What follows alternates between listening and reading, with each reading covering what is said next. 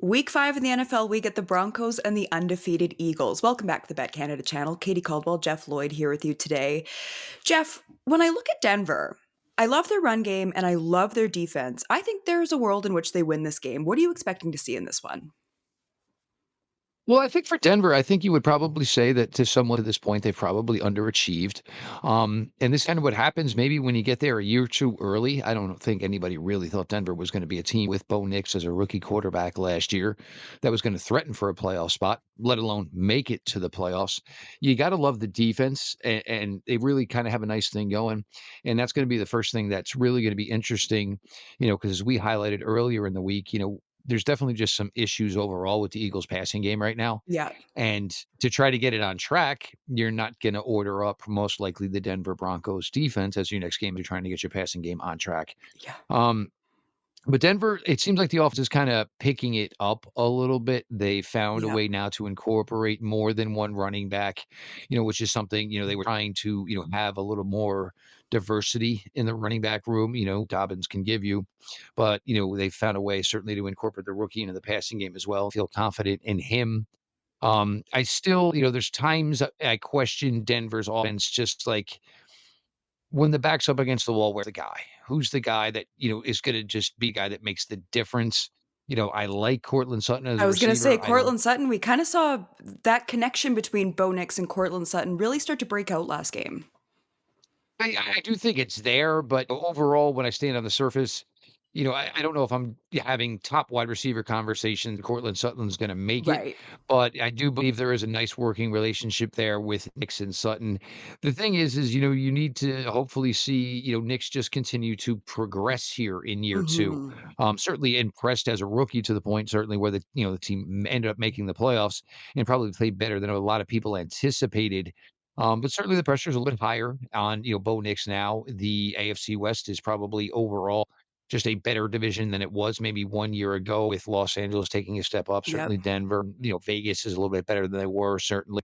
So certainly a lot on the plate here this week, Hmm. but if you're Denver, it's a good time. Let's go, basically, go basically try to, knock off a champion, feel better about ourselves, get our record on the right side here, and, continue our path in the AFC West. And also for Denver, this is the matchup you want now. I mean, you don't want to have to I go try and agree. knock off the Philadelphia Eagles in an important game like week 15, week 16. A Hmm. loss at that point of the season could really, really be crucial to your overall standings within the conference. As good as their defense looks, though, no one has really been able to properly scheme anything to stop the Eagles when they're in the red zone. So how does the Broncos defense need to do here? What do they need to do here?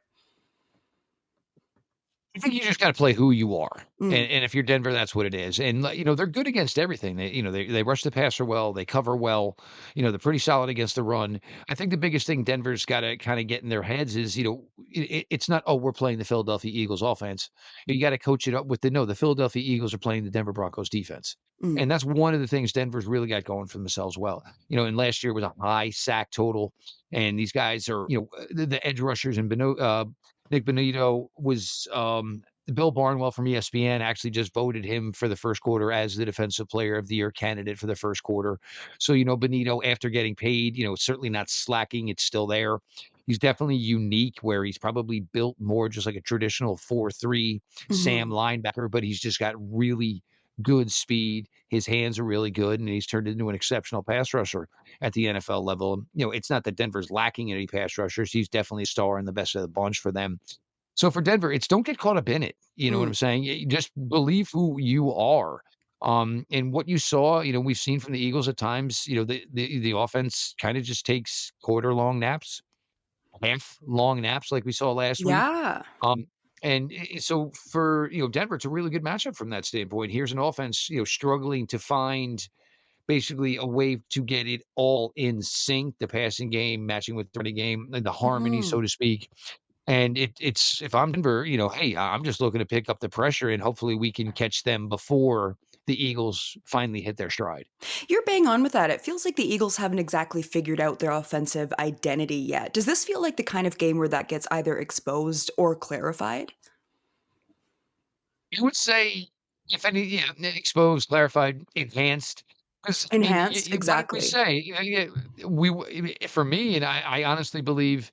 as good as and great as Saquon Barkley is, I think AJ Brown is not viewed that way as a wide receiver when he should be. And we talked about this earlier in the week. AJ Brown, what they need to do is they really need to start to put a feature on it. Mhm. And they need to start, I don't want to say forcing it, but you're calling plays strictly with the sole purpose of getting AJ Brown involved. The only problem is this defense, so it's a great theory for me to say I think that's what the Philadelphia Eagles should do, but this maybe isn't necessarily the best defense to try to go and force something or, develop something, getting AJ Brown involved.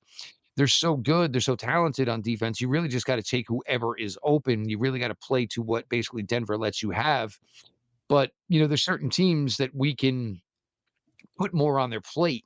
And the Philadelphia Eagles will certainly qualify. The Kansas City Chiefs would certainly Mhm. qualify. That it's just because, well, one team on the defensive side is great. That means it should equal. It shouldn't. No, you're the Philadelphia Eagles. You're the Super Bowl champs. I mean, as weird as it looks right now, you still are 4-0. It seems kind of like every key game the Eagles get always ends up in Philadelphia, which is a tad bit of a head scratcher.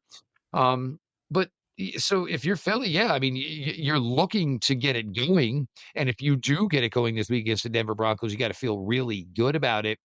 But if you don't, it's still a work in progress, and maybe you can chalk it up to the fact that you probably went against overall the best defense in the league, and you would expect that maybe you didn't have 100% success against this Denver Bronco defense. Quick pause. If you haven't subscribed to the BetCanada YouTube channel, you can do so below. It's free and it helps support our channel so we can keep bringing you NFL and NHL content. Now, back to the show. I'm starting to see a lot of Baker Mayfield potential in Bo Nix. What's your read on how he's playing up to this point this season in his second year? I think I kind of like the comparison, and the reason I like it is, I'm not against everybody. Oh well, the quarterbacks. You can't show the emotion or either the high or the low, Hmm. which I just never get. Like everybody knows, like nobody. Oh well, oh yeah, the quarterback's having a rough day. Oh well, he should smile his way through it. No, if you're frustrated, you're frustrated.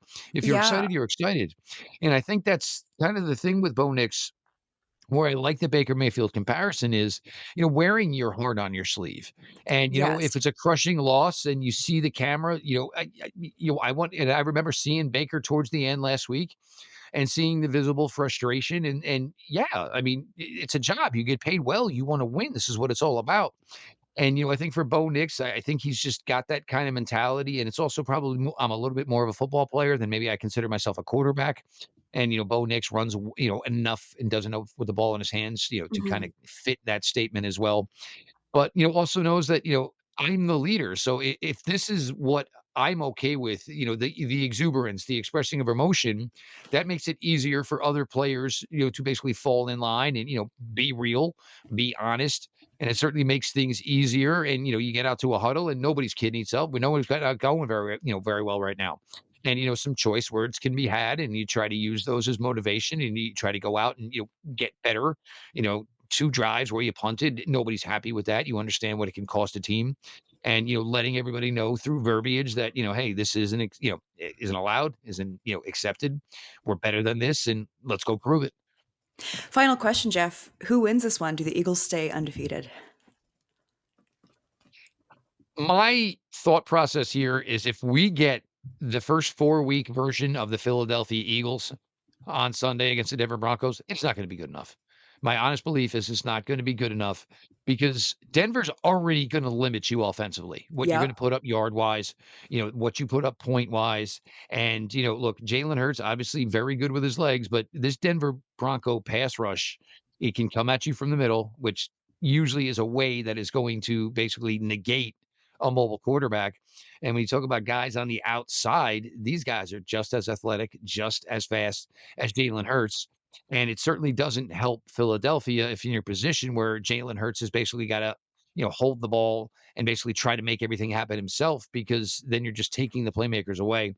I actually think that this is probably one where Denver could probably go in there and steal this just because I think Philly is definitely, a few floors short of, basically, the penthouse of what is the Philadelphia Eagles offense.